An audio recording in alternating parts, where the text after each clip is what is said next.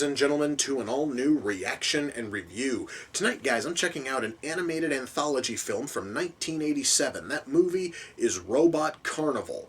Now, the story behind Robot Carnival, at least in the US, is a little bit of an odd one, you see, because the movie was made in 1987, and it was regularly shown on the Sci-Fi channel back in the 80s when the Sci-Fi channel was cashing in heavy on the massive late 80s anime boom. And even though the film was popular every time it broadcast on the Sci-Fi channel, there was no company that ever put it out on home video, and still to this day, we have yet to see this thing released on any kind of home video format in the U.S. Of course, though, that will soon change because earlier this year, a company called Discotech Media announced that they have the license, and they are going to put Robot Carnival on home video. Tonight, I actually get to see if that forthcoming disc is going to be worth it. Now, I'm going to be watching the movie as it was shown on the Sci-Fi channel, mainly because that was the only BitTorrent I could find with this movie, which also means I am going to be watching it with the very, very rarely seen and rarely heard English dub. So this is going to be interesting. And I have wanted to watch this thing for probably about the last 20 years or so, because every time that it aired on the Sci-Fi channel, I missed it. So now I finally have my chance to see if this thing is any good. And I really am hoping, guys, for this movie to be amazing, but the only way I'm going to find out is if I shut up and I push play, and I'm going to do that right now. So, without further ado, it's time to kick back, relax, and check out Robot Carnival.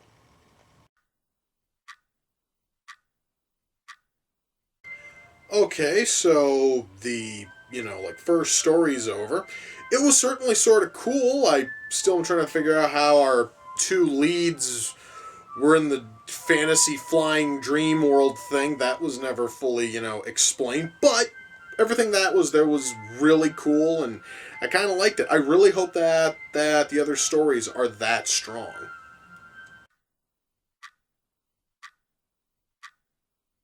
Okay, guys, well, this story is, I guess, sort of okay, but I do have a little bit of a problem with it. It really does kind of feel like somebody took like a 2-hour movie and are trying to like compress it down to maybe about 10 minutes.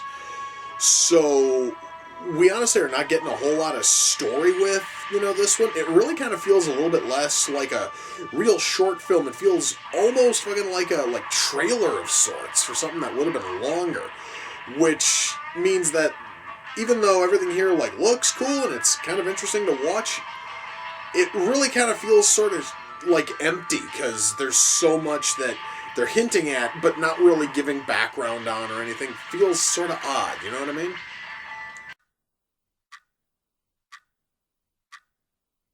Well, guys, we are finally up to a segment that actually has dialogue, and I'm going to tell you, the dub for this is actually somewhat, decent. I honestly had no idea if the dubbing on this was going to be any good at all, and really it's actually pretty good.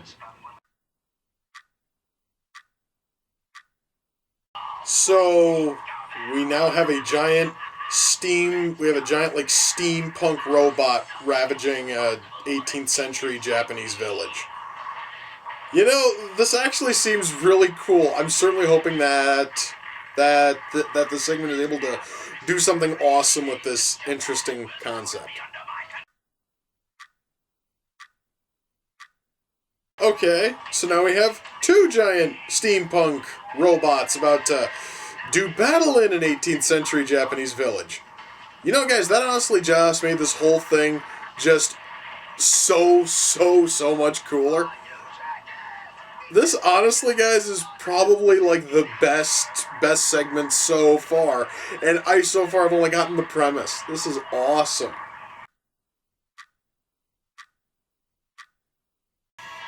Wait a minute.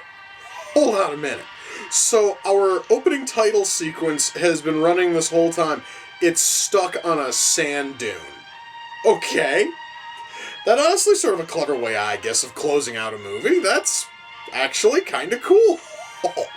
I was not expecting that. Well, guys, that was Robot Carnival. Let's shut that off. Okay. So, this was actually pretty good. All right, why don't we start with writing? Because, well, I always start with writing anyway. Now, one thing I know when it comes to covering anthology films, one thing that you pick up on real fast is that any, and I mean any anthology film is only as good as its weakest segment. And in this film, the weakest segment, I actually talked about it earlier in the video. It would have to be the segment called. It was called Deprive, because it's only about 5, maybe 6 minutes long, but it's trying to tell a story that probably would have felt rushed in a 90-minute film. It is just blitzing through a story. It's giving the viewer absolutely zero detail on anything. So I was sitting there watching it. I have no idea why our hero, who is a robot, is suddenly able to sprout skin.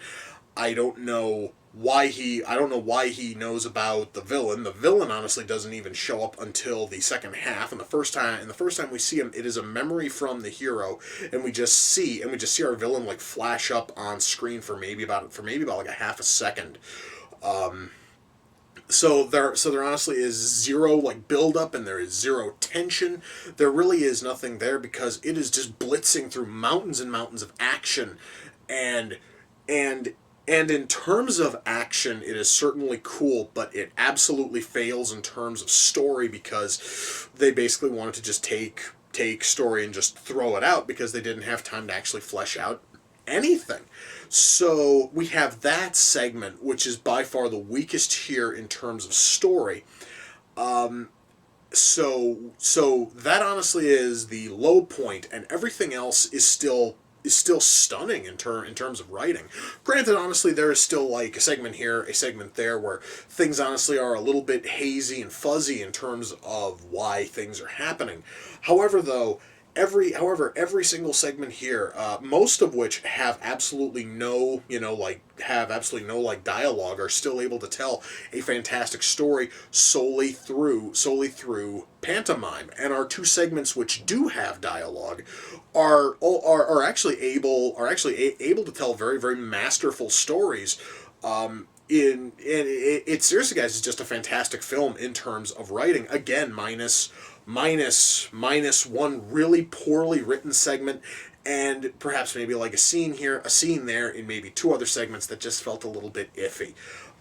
Writing here, though, beyond those few flaws, is really solid, and is totally worth checking out, if for no other reason.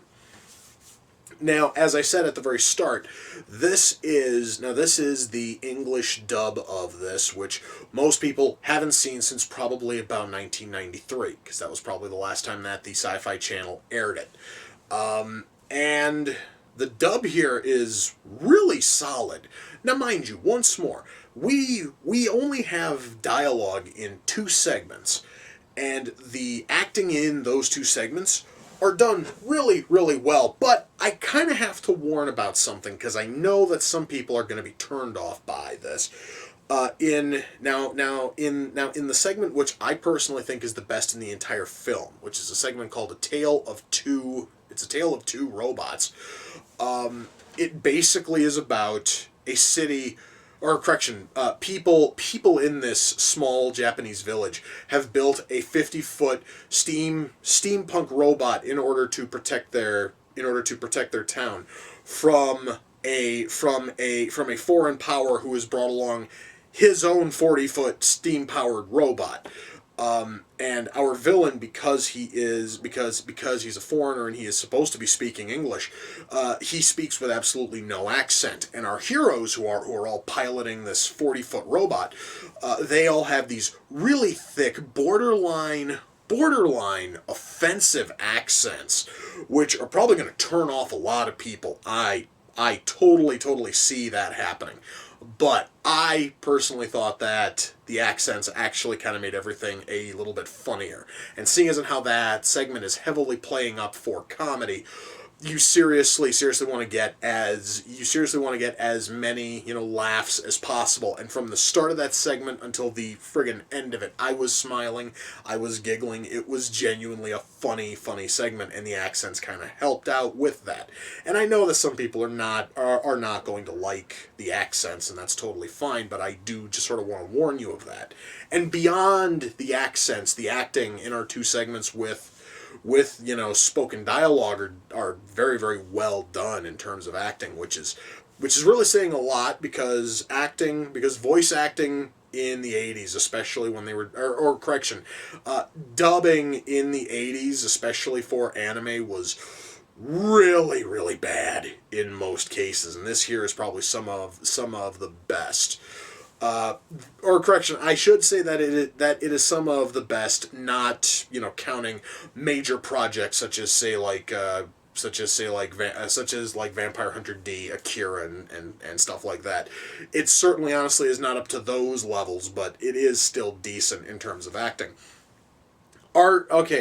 Animation and art style here is fantastic. Every segment has a totally different palette, art style, animation method. It's like certain ones honestly are going almost completely like black and white. That actually was Cloud, which honestly though is is less of a story and more of just like a moving fucking art piece, and it's beautiful as a moving art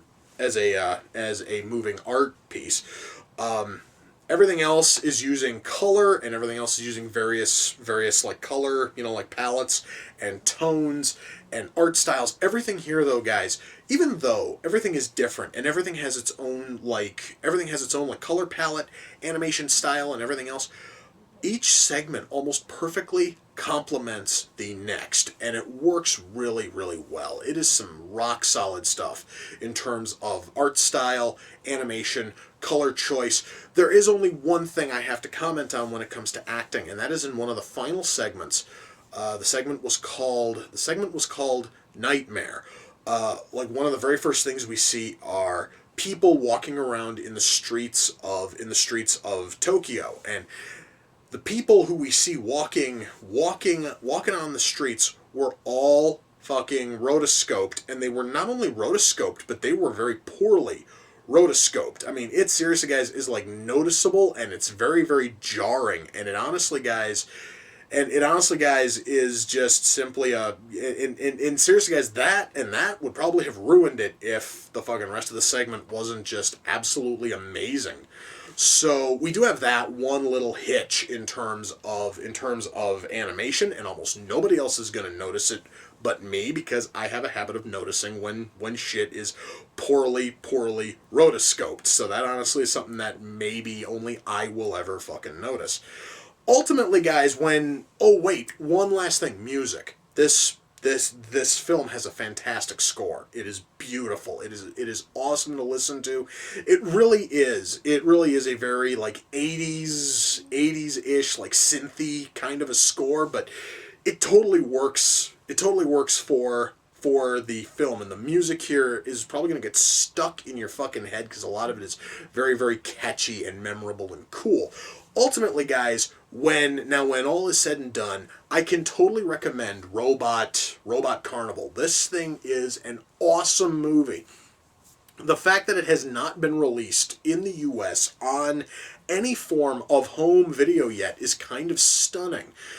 But thankfully, we are going to hopefully have that fixed this year, since earlier this year it was announced that a company, and I mentioned this again earlier, the company is Discotheque Media, are going to put the thing out on either DVD, Blu-ray, or both. Not totally sure on that. Later on this year, and when it comes out, I'm probably going to have to buy it as long as the price is reasonable. because this thing, guys, is totally worth owning. It is a beautiful sight. It is a beautiful sight to see. The acting here is really solid. The writing here is mostly good. I can totally recommend this. And frankly, guys, I would probably have waited even longer to watch this, but thanks to you guys voting for episode 400 and voting for 5th place, this thing here was obviously one of the fucking runner-ups, or runners-up. And I want to thank you guys for, voting on it, because I finally had a reason to watch it. And you know what, guys? After fucking waiting 20 years and trying to find a copy and then trying to find the time to watch it, the wait was totally worth it. The movie is awesome. Now, I honestly, guys, am kind of in the mood to watch another animated anthology film, and my mind immediately goes to Heavy Metal. I'm going to go watch my Blu-ray of that, and I'm going to have to wait patiently for this thing to come out on DVD or hopefully Blu-ray, and then I can watch this thing again, probably with a crisper picture, because the fucking torrent here had a really god-awful, fuzzy, picture, which was not really the best. Anyway, guys, with that, we come to the close of another reaction and review. Until next time, ladies and gentlemen, take care, and I will see you all in the near future. Peace.